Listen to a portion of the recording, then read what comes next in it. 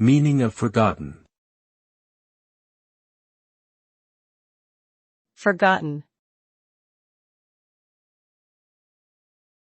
Forgotten. Forgotten. Forgotten.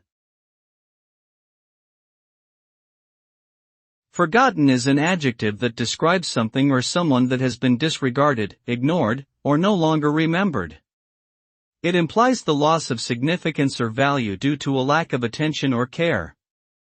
When something or someone is forgotten, it means they have been left behind or neglected, often resulting in feelings of loneliness or despair. The state of being forgotten is a common occurrence in human interactions, given our limited memories and cognitive abilities. It can lead to a sense of disconnection from others and a longing for recognition or attention.